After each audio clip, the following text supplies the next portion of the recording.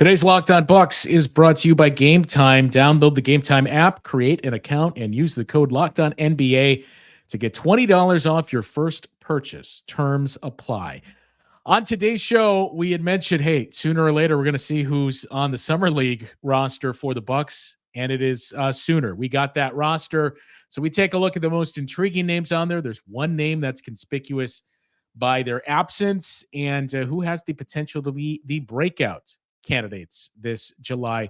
We get into that conversation coming up next on Locked On Bucks.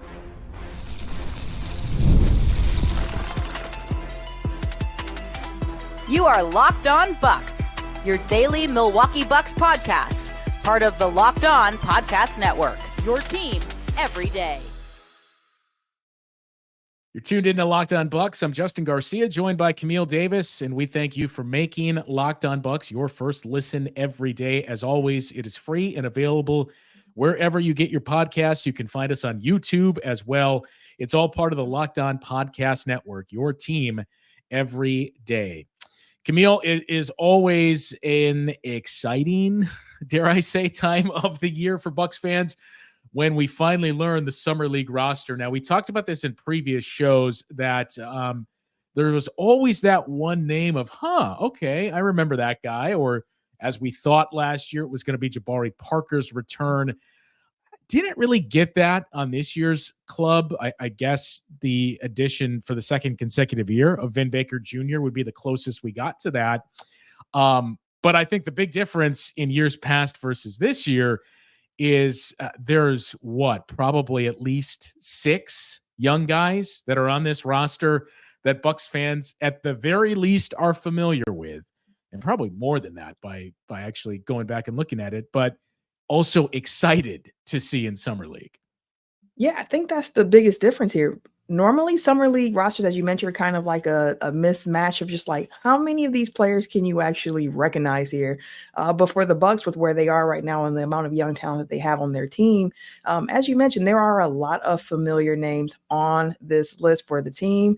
And one name that was missing that I was just kind of like, it looks like AJ Green has graduated from Summer League, which I think plays into the conversation that we had earlier this week on Locked On Bucks, when we were just trying to figure out who could possibly be that starting 2 guard for the Bucks. And AJ Green's absence on this list gives me a little bit more encouragement that he strongly is in the consideration for that job. I mean, he didn't play much during last Summer League either. So seeing that he was able to graduate after putting together a pretty strong season last year, given limited minutes, I was like, I'm kind of proud of the guy. Like, okay, you graduated here. But then again, you see that MarJon is on the list. I was wondering how those third guys going to their third years, AJ Green and MarJon Beauchamp, if they would be on the roster, what that looks like. And seeing MarJon on the roster, I think goes to what we also discussed before, which is last year was a really strange year for MarJon, especially with the last half of the year, him being injured, having the back spasms. I could see it. Like, if he plays well, I could see the first game or two that you don't see much more of him after that. But I think for now, it's just like, we got to see you get out there. And what I would hope to see from MarJon when he's on the court is him looking like one of the best players on the court, just given the fact that he's entering into his third year. And he's kind of like the vet, so to speak, on this particular Bucks Summer League team. You hope he's at the very least has the look of in baseball, you would call it a quadruple A player, where it's like, all right, we haven't really seen it yet. Maybe he's not ready for the big league, but we know he has graduated from AAA, that he's beyond this. And I think that's the hope with MarJon in those first few games. As you mentioned, if he looks good, do you just say, okay, we've seen enough, we feel like he's up to speed? Because look, we probably haven't, or at least I should say, haven't really given him a fair shake here, because it was easy to get lost in the shuffle a year ago with all of the change, with the fact that Andre Jackson Jr. took Bucks fans' hearts by storm. And the injuries down the stretch just really made it a very, very tough season for MarJon. So I'm with you that I took it as just, we got to get him back on the floor.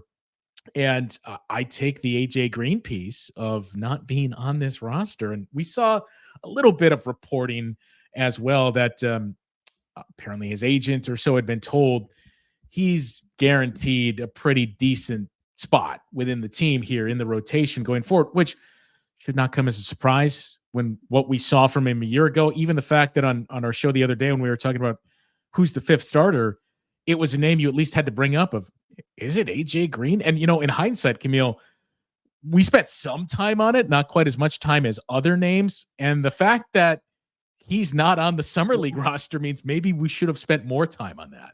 Yeah, because we were talking about this earlier with Frank as well. Just like if you're looking at who's the closest kind of to Malik Beasley, like AJ Green slots into that role where it's like Malik Beasley was shooting 41% from three last year. AJ Green shot about 40% from three on a lower volume, but we know that the touch is there for him. So, like, if you want to try to keep some semblance of what you had going last year with having a shooter in that two guard spot, AJ Green is a great option for that. And we've said it multiple times, like, while he is not a lockdown defender or anything like that, he's average. Like, he's going to hold his own. Now, that piece goes into what I'm looking for in that starting two guard spot next to Dame, just given how explosive Dame is offensively, but with his size and just historical precedent of what the defense looks like, you want a really strong point of attack defender next to him, in my opinion. So that's why I personally was like, not AJ Green, but again, him not being on the summer league roster, him, you saying, as his agent was mentioning, like, there's a spot, like a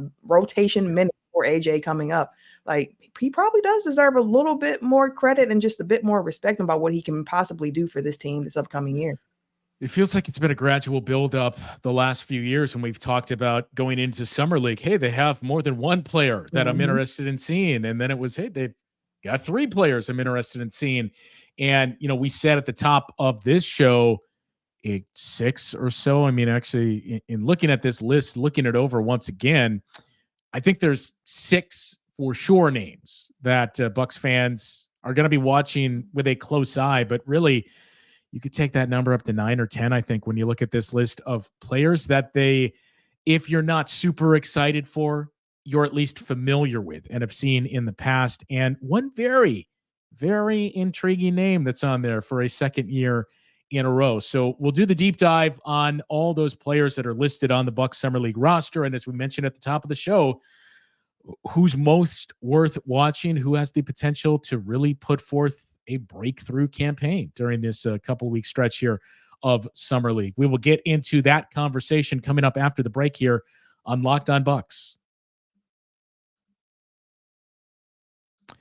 Well, it's summertime, and for many of us, that means taking in baseball games. Maybe you're going on road trips. Maybe you have one of those lists of trying to check off all of the major league ballparks that are out there. It can be a fun road trip to do, but the only confusion that sets in is, where do I need to sit? What are my views going to look like? What do I need to know about that stadium if it's a road trip and I've never been there before? And that's where GameTime gives you the ultimate assist, comes through with the save, if you will, to give you all of that information and make the ticket buying experience as easy and affordable as you can get. They offer last minute deals where you can save up to 60% off when you buy last minute tickets for sports, concerts, comedy, theater, and more. There are flash deals where you can save even more with exclusive in-app deals on select seats ahead of the game or event. Most importantly, all-in pricing. You can add that feature when you're browsing the seats that are out there, so it shows you the total upfront price.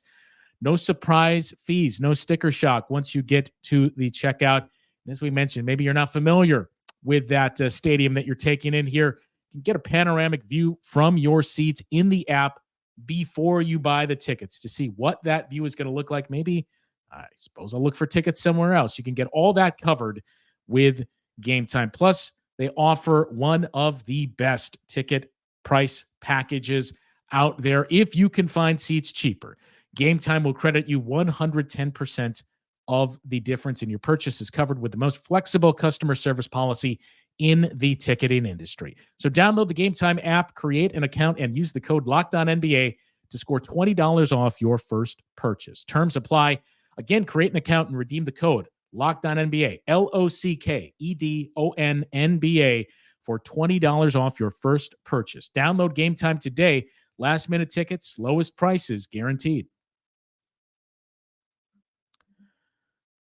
So, Camille, I suppose we should go through, for those that did not have a chance to see the full listing here I'm not going to go name by name, but I mentioned, by my count, there's probably 9 or so Mhm. players that Bucks fans are probably going to be interested to see here. Vin Baker Jr. for the second consecutive year is on the Summer League roster. We mentioned Marjan Beauchamp is out there as well.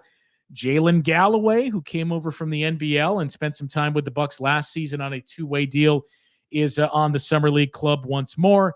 Andre Jackson Jr. is there. Of course, you have the 2 rookies, A.J. Johnson and Tyler Smith. Ty Washington on the Summer League roster once again. Ryan Rollins, and we couldn't go a show without me mentioning Chris Livingston out there as well. But that other name that I alluded to, Hugo Besson, the second consecutive year that he is there. The Bucks took him as a draft and stash in 2022, I believe that was. Yep. Was on the Summer League roster a season ago. I know John Horst gave an interview before Summer League last year where he pretty candidly said, no, I wouldn't expect to see Hugo with the big league club, if you will, with the Bucks at the NBA level this season, as in 23-24. I would assume the same applies to this year as well, given the size of the Bucks roster already, but did reiterate, look, it may not be this year, may not be next year. It's not going to be in the short term, but he does remain a pretty big piece of our plans in terms of youth and developing talent. And, look, he was a teammate of Victor Wembanyama as well, and the team that he played for over in France. So that's another one of those intriguing names of, oh yeah, I forgot about this guy.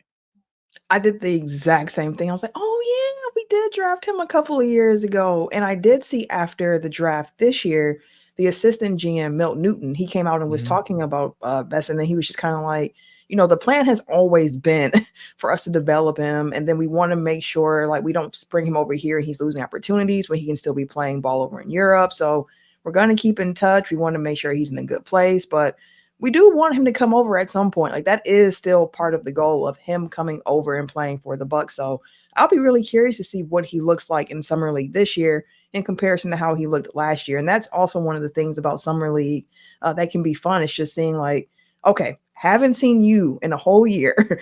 How much different do you look this time around when I see you on the court, in addition to the excitement that you get from seeing your rookies for the first time? Like that's part of like the Summer League tradition of just getting really excited about the possibilities of something that you've never seen before. So with Tyler Smith getting a chance to play, with AJ Johnson getting a chance to play, I'm really looking forward to seeing what they have as well, especially since, as we've talked, we necessarily didn't project for either one of them to be somebody who gets a lot of minutes in the regular season. So from them, I'm really just looking to see some flashes from these guys, like just flash some of the tools, some of the traits that we saw about in your scouting reports, that we read about, that we saw on film against other competition.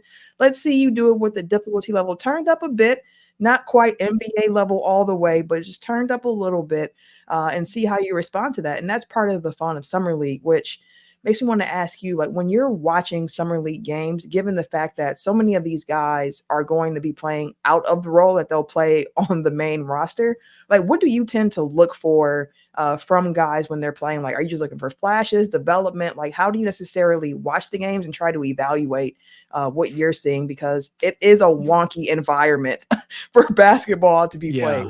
Yeah, and it used to be, it's gotten a lot better. Ty and Rohan and those guys from the Eurostep can speak to it a lot better, but it used to be pretty similar in the G League. When you think back to the early iteration of the G League, and especially the first, 2 years of the Wisconsin Herd's existence, that was the danger with the G League, was if you were the best team, you would oftentimes fall into this trap of being a chucker, where he's just out there getting his shots and he's not really doing any of the developmental things or team building things, showing that he can play a team game. And that's the conversation we had so many times about, who you're already nodding, Christian Wood, where people would point to, here's the stat lines. He had another 40-20 game in the G League and he's doing this and he was the player of the week. But it was always, look, he's not going to do that at the pro level. He's not going to be asked to come in and, hey, Christian, can you give us 30 points? We need you to be the leading scorer. He's going to have to defend and rebound and do some of these other team portions of the game. And I think that was the frustration a lot of times with the front office and with Bucks fans too, that where it's easy if you're not watching those games to just see the stat line and say, well, what do you mean there's not a role for him? He's doing this. He has to be good. Summer League, I think you take that and you turn it up to 11 with just how strange it is. I mean, you know this. You'd make the joke oftentimes in the NFL when you're watching preseason games, especially in the past, when you would get to the end of the preseason, back when stars actually played in the preseason, and you would have a guy put up some big numbers, but it was always like, well, yeah, he's doing it against a lineup or a field full of guys that are going to be working for UPS in a couple of weeks. So I don't know what to take away from this. That to me, long story short, is basically you look for flashes, and I always look for some of that team connectivity types of things of who's getting others involved and who's not just out there seemingly going through the motions and just, okay, this one was called for me. This is my turn to score. And then I'm going to half-ass it down the court to play defense afterwards. Yeah, because it can be tricky. A lot of these guys are playing for their careers. So, like, of course, you want to showcase what you can do. And sometimes when you're trying to do that, it might not fit into a team concept where you're making the right pass. You might want to show, like, hey, I'm a scorer. I can do this with the ball. I am known for this. And you might overthink it. So, like, that's also part of what makes that environment just so different. Again, an NBA night in, night out, of course, you're playing for jobs. We see that a lot towards the end of the season as well, where sometimes teams are, resting key guys, and you're seeing other guys play, and they use it like this is an audition for every other team in the league to really see what I can do. And what my hope is for the Bucks Summer League team, of course, is that when you're seeing guys looking to get that contract, they're playing ball within the team concept, making the right passes. It's not going G-ball and trying to show like I'm the next Kobe or whatever the case may be, but like I know how to play basketball and play it the right way. So that's the type of things that I tend to look for, in addition to those flashes that we mentioned. And with this roster in particular, going through it, when I saw that Ty Washington was still on the Summer League roster, given that his two-way contract expired, it looks like the Bucks are already up at 3 since Stanley Umide was signed this offseason to a two-way spot. So seeing him on the team is kind of like interesting that Ty is playing Summer League with the Bucks again. We know they have familiarity since he was with them last year, but just given how his current spot with the team's kind of in flux, I would say, seeing his addition to the team was really interesting, and seeing Umide not listed was interesting. But then I was told like he's had the ankle problem, so he probably won't be playing in Summer League, but that doesn't necessarily mean anything. But Ty on there definitely caught my eye. Yeah, and I mean that's the other piece of it is it's not so much. I mean, if it works out for the Bucks, great, but it's not necessarily just for the Bucks when we get to Summer League, because we're still at the point where is it just one or so teams that don't have a G League affiliate, where you still have some shared teams. Like look no further than the Bucks roster, where you have players from the Portland Trailblazers on their Summer League team. So part of it too is just, whether it or not it's doing an agent a solid, it's more doing the player the solid of, okay, here's your chance to kind of put yourself out there. And maybe if you pop here in Summer League, it can lead to a two-way elsewhere, or maybe even if injuries pile up or something else, you can be the 15th man for a team at the NBA level. So that's a big part of it as well. And I thought the same thing when we did not see Umade on that roster, and then did the same research as you did of, okay, so it's injury related. Last thing to mention on this is it's 2 years in a row now that I've done it. I knew I was going to do it again, to call him Hugo Besson, but Besson is that to me is the guy that I am most intrigued to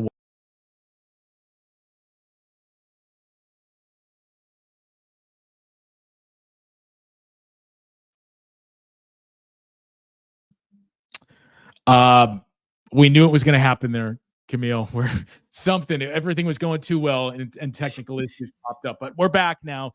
That to me was the most interesting player to watch is Hugo Besson. So we'll get into some of the reasoning behind why that is coming up after the break here on Locked On Bucks. So he's still a couple of years away, I think, is putting it mildly. Mm-hmm. And it's the same conversation that we had with the two rookies this year, at least we think, in AJ Johnson and Tyler Smith. But again, you just go back to playing with the ball, playmaking ability, his size too, that he is a 6'6" guard that can handle the ball. And getting some of those reps in professional leagues and games overseas, where you haven't seen quite as much of it in recent years with the draft and stash. It was a big piece of the late 90s and early 2000s when international play was really starting to explode. But I'm going to be very interested to watch his minutes, maybe more than anybody else on this roster, because for most of the young guys, right, Andre Jackson Jr., Chris Livingston, Marjan, I think broadly we know what we have with them. It's just kind of looking for what have they developed and where have they gotten better from last year? Is there something else that they've added to their game? With the two rookies from this year, again, it's probably at least a year off before you see them contribute at the NBA level. So more of the same of, all right, let's just see what they have to work with here. With Besson, I suppose it's similar to that, but unless you're a sicko that is just watching the French league, the only game tape you've seen of him was the summer league a year ago.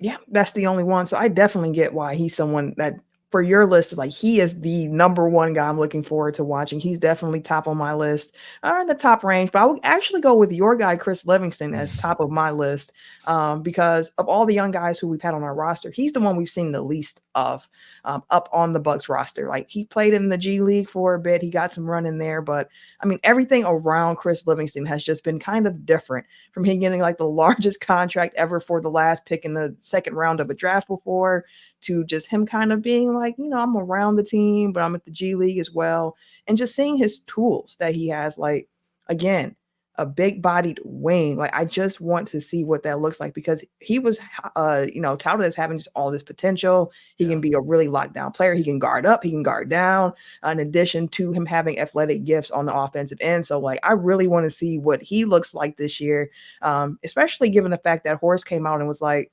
he's somebody who's had a really good summer, and we think he's going to be somebody who contributes to the team in the rotation. So, like, if that's how it's been looking behind closed doors, I can't wait to see what he looks like in this environment. Although, as we said, you take it with a grain of salt for, a certain degree, but I would love to see some improvement from Chris Livingston and just looking to see him play and what it looks like. Like, I'm really interested in that. He is 23 years old, to round out the conversation on Besson, and played the 22-23 season for the Metropolitans 92, which again was that team that we saw Victor Wembanyama play for. Look, I haven't seen any of his games. When you go through the box scores of recent games that he had been playing in the Euro Cup, he played a couple of games in Serie A as well. You've seen some scoring ability there, but I think the big pieces are just what we've heard in the scouting report of his ability to defend and his playmaking ability at that size is what makes it most intriguing to see what he's going to potentially bring to the table for the Bucks. And then the other names, the biggest piece of all of it is just, where do these guys grow? Where do they get better? Especially my guy, Chris Livingston. Is the offensive game more polished? And all of them, where do they grow? Also, I suppose, very curious to see how they use Andre Jackson Jr. I mean, we talked about it the other day, and I think it was maybe our offline conversation with Frank too, of if you start him, you could probably stash him in the dunker spot offensively. And is that a spot that he could really thrive in? So how they use Andre Jackson Jr. in these games, it's not the be all end all, but do you use him as a point guard? Do they play him off the ball? Does he play the forward at all? So that's the other interesting thing to keep an eye on.